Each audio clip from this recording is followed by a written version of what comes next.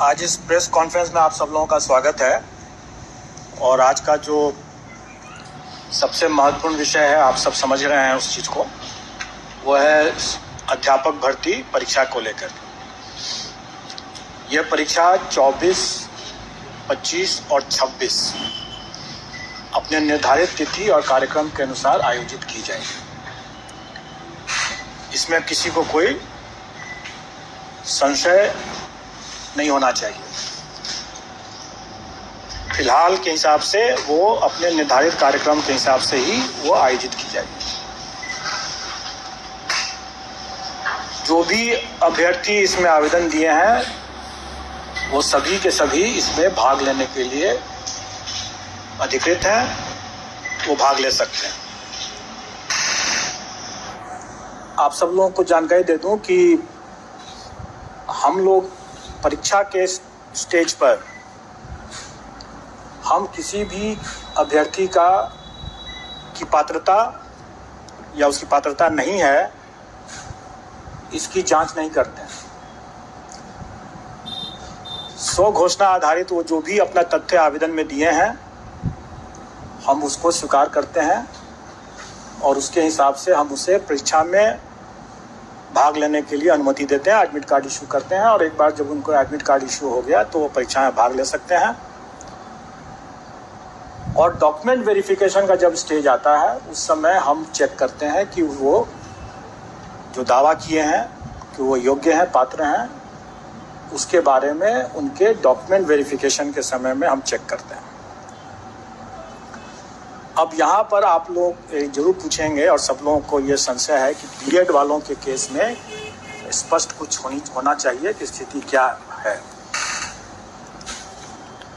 देखिए, आप लोगों ने माननीय सर्वोच्च न्यायालय का जो आदेश देखा होगा, उसके पेज 45 में के अंतिम पैरा में स्पष्ट लिखा हुआ है कि राजस्थान गवर्नमेंट ने बीएड अभ्यर्थियों से आवेदन नहीं लिया, उनको रोक दिया आवेदन देने से।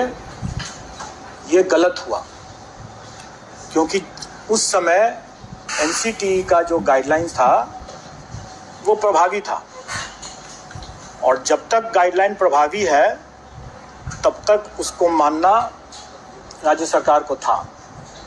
और इस दृष्टिकोण से माननीय उच्च न्यायालय राजस्थान हाईकोर्ट और माननीय सर्वोच्च न्यायालय ने दोनों ने ये कहा कि राजस्थान गवर्नमेंट ने ये गलत किया, उनको आवेदन लेना चाहिए था बीएड अभ्यर्थियों से भी। हमारे मामले में भी वही बात लागू होता है।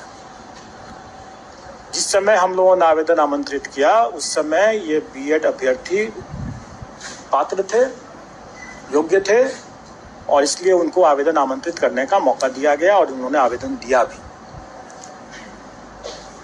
उसी में आगे माननीय सर्वोच्च न्यायालय ने यह भी आदेश दिया है कि ये एक एस्टैब्लिश प्रैक्टिस है, सेट प्रिंसिपल्स ऑफ लॉ है कि कोई भी वैधानिक संस्था द्वारा कोई एक वैध विधिवत कोई एक आदेश निर्गत होता है तो वो तब तक प्रभावी होता है जब तक कि वो रद्द नहीं हो जाए किसी कोर्ट के आदेश से या किसी अन्यथा। तो इसका मतलब यह हुआ कि 11 तारीख के पहले वो आदेश प्रभावी था एनसीटी का, और उसमें जो भी अधिकार उस सर्कुलर के बेसिस पर जो भी अधिकार लोगों को मिला, वो अधिकार सुरक्षित है, वो उसमें कोई रुकावट नहीं है। तो इसका मतलब यह हुआ कि जो लोग नौकरी पा लिए पहले से, उनकी नौकरी भी सुरक्षित है। जिन लोगों ने एग्जाम में अपीयर होने का अधिकार प्राप्त कर लिया, उनका वो अधिकार भी सुरक्षित है। तो इसका मतलब यह हुआ कि बीएड के अभ्यर्थी जो हैं वो बेशक एग्जाम में अपीयर हो सकते हैं क्योंकि उनका यह अधिकार सुरक्षित हो चुका है। लेकिन यह अधिकार उनके सिर्फ एग्जाम में अपीयर होने का है जो कि सुरक्षित है, उसके फल पर उनका अधिकार अभी नहीं बना है। परीक्षा फल के अधिकार के बारे में इसमें हमारे विज्ञापन में भी ये अंकित है कि कोई भी निर्णय एनसीटी के परामर्श से जो राज्य सरकार जो निर्णय करेगी वही मान्य होगा। क्योंकि हम लोग एनसीटी से गाइडेड होते हैं, और जैसा कि मैंने पहले बताया कि पेज 45 सुप्रीम कोर्ट के ऑर्डर के लाइट में कि राजस्थान सरकार को भी एनसीटी के आदेश को मानना चाहिए था, क्योंकि वो उस समय प्रभावी था, और हम लोग भी उसी को मानते हैं। और एनसीटी का गाइडलाइन जो भी रहेगा, राज्य सरकार का जो भी उस पर जो निर्णय होगा वही अंतिम निर्णय होगा, वही मान्य होगा। ये सबको मानना है। तो इसके संबंध में जब स्थिति आएगी कि परीक्षा फल के संबंध में कि उनकी पात्रता बनती है कि नहीं बनती है, इसके संबंध में जो भी निर्णय होगा वो उस समय उसके परीक्षा फल को प्रभावित करेगा। अब एक जैसा आप लोगों ने पाया ही होगा कि माननीय सर्वोच्च न्यायालय ने राइट टू एजुकेशन को राइट टू क्वालिटी एजुकेशन भी माना है। स्वाभाविक है, और आप सब लोग अवगत हैं कि राइट टू लाइफ, जीवन का अधिकार, ये शिक्षा के अधिकार के पहले से ही हमारे संविधान में जीवन का अधिकार जो है एक मौलिक अधिकार के रूप में पहले से उपलब्ध है। और माननीय सर्वोच्च न्यायालय ने ही अपने पूर्व के बहुत से आदेशों में इसको विस्तारित करके ये भी कहा है कि राइट टू लाइफ जो है वो right to live with dignity को भी उसमें ऐड किया है। और ये अधिकार जो मौलिक अधिकार है जो कि राइट टू एजुकेशन के पहले से है। जैसा आपने अभी देखा कि during the currency of the circular, मतलब जो जब तक एनसीटी का वो सर्कुलर वैलिड था तब तक जो अधिकार मिल गया कैंडिडेट्स को, वो अधिकार सुरक्षित होना चाहिए। तो मेरा ये व्यक्तिगत ओपिनियन है, अभिमत है कि जीवन का अधिकार जो उन्हें मिला कि हम बीएड करके ब्रिज कोर्स के रास्ते से हम अपने इस अधिकार का पालन कर पाएंगे, इसकी पूर्ति कर पाएंगे, अपना आजीविका अर्जित कर पाएंगे। ये अधिकार जो मुझे मिला, ये अधिकार वर्तमान में शायद उसका हनन हो जा रहा है। तो अगर कोई अभ्यर्थी, मैं नहीं जानता हूं कि वो कितना सही है कि नहीं है सही है, लेकिन अगर कोई अभ्यर्थी अगर इन सब बिंदुओं को या अपने विधि परामर्श लेकर के अगर अपना कोई दावा या पुनर्याचिका अगर माननीय सर्वोच्च न्यायालय में दायर करते हैं, तो हमें उसके फलाफल के लिए प्रतीक्षा करना पड़ेगा,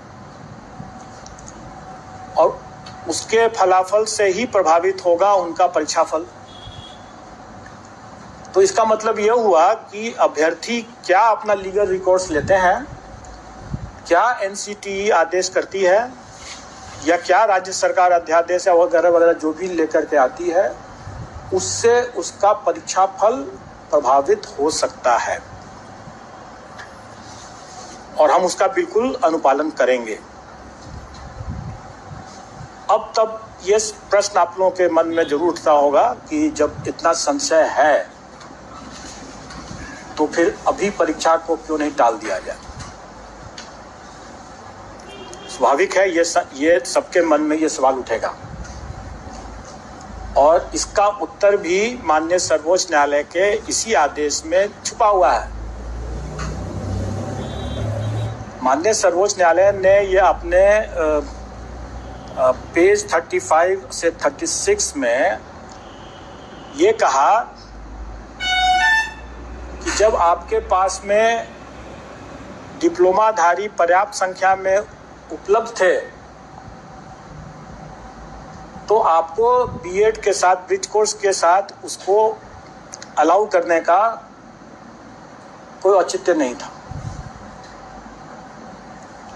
ये साफ साफ उसमें लिखा हुआ है कि, और इसी कारण से भी यह रद्द हुआ है, क्योंकि आपको याद होगा, जानकारी होगी कि केवीएस ने शिक्षकों की कमी के कारण से यह प्रस्ताव किया था यह अनुरोध किया था, जिसको एनसीटी ने मान लिया। लेकिन राजस्थान के मामले में सुप्रीम कोर्ट की यह तीखी टिप्पणी है कि जब आपके पास में वहां पर पर्याप्त संख्या में अभ्यर्थी मौजूद थे डिप्लोमाधारी, तब फिर यह ब्रिज कोर्स करके बीएड को शामिल करने का क्या औचित्य है। अगर हम यही कहें कि हमारे पास जब पर्याप्त संख्या में डिप्लोमाधारी अभ्यर्थी उपलब्ध हैं तो परीक्षा को स्थगित करने का क्या औचित्य है। तब तो क्या हम ये एक मेरा क्या ये माननीय न्यायालय का मानना नहीं माना जाएगा कि हम जानबूझ करके, जबकि माननीय सर्वोच्च न्यायालय ने कह दिया साफ साफ कि आपके बीएड अभ्यर्थी नहीं एलिजिबल है इसके लिए, तब उनके लिए आपकी प्रतीक्षा रहते हुए आपने डिप्लोमाधारी के अधिकार का क्यों हनन किया। इसलिए हम डिप्लोमाधारी के अधिकार का हनन नहीं करेंगे, माननीय सर्वोच्च न्यायालय के अवमानना का भागी नहीं बनेंगे। माननीय सर्वोच्च न्यायालय ने जिस तीखी टिप्पणी को अपना आधार बनाया है, हम उसी तीखी टिप्पणी के आलोक में ये कहेंगे कि हम परीक्षा को नहीं टालेंगे। हम डिप्लोमाधारी हमारे पास पर्याप्त संख्या में है, 3,80,000 से ज़्यादा हमारे डिप्लोमाधारी प्राथमिक शिक्षक के लिए अभ्यर्थी हैं।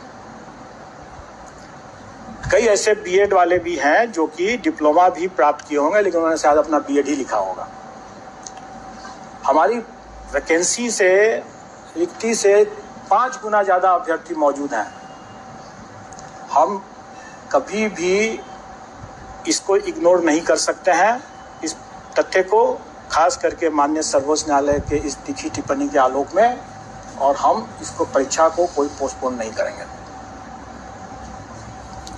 तो ये तो बहुत स्पष्ट बात हो गई, और मैंने बता दिया कि बीएड अभ्यर्थी भी भाग ले सकते हैं क्योंकि ये उनका अधिकार सुरक्षित हो चुका था, लेकिन उनका परीक्षा फल प्रभावित होगा उनके खुद अपने लीगल रिकॉर्ड्स को देखते हुए कि वो क्या पुनर्विचार याचिका दायर करते हैं या नहीं करते हैं, या एनसीटी या राज्य सरकार क्या निर्णय लेती है।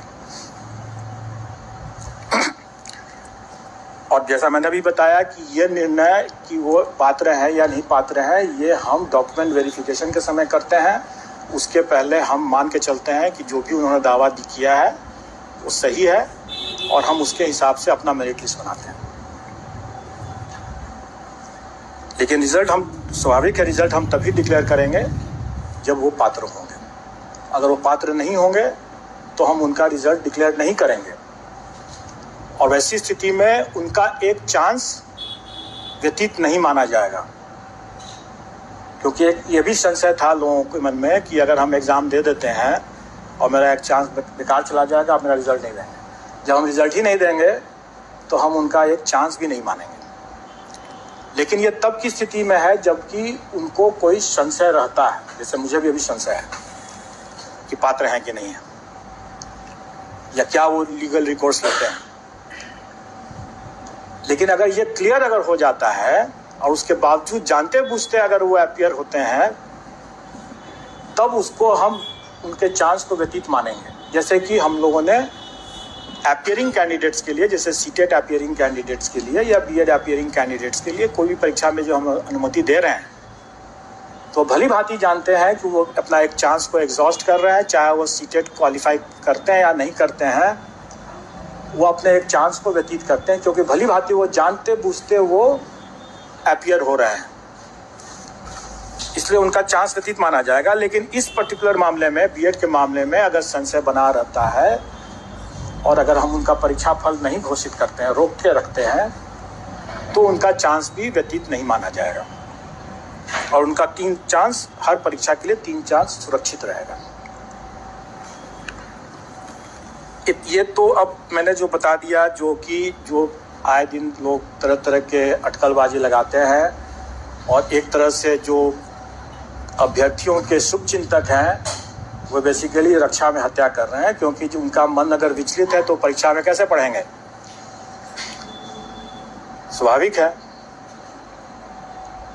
आए दिन हम लोगों के पास में यह भी एक अनुरोध आते रहा है कि भाई ये पहली बार ये परीक्षा हो रही है इसके क्वेश्चन के पैटर्न, इसके स्टैंडर्ड्स, इन सब चीज़ों का कोई पूर्वोदाहरण नहीं उपलब्ध है। तो हम तैयारी करने में थोड़ी कठिनाई हो रही है, इसलिए इसमें से नेगेटिव मार्किंग को हटा दिया गया। इस पर सरकार का भी अनुरोध है और कमीशन ने इस पर विचार करते हुए इस बार के लिए नेगेटिव मार्किंग को हटा दिया है।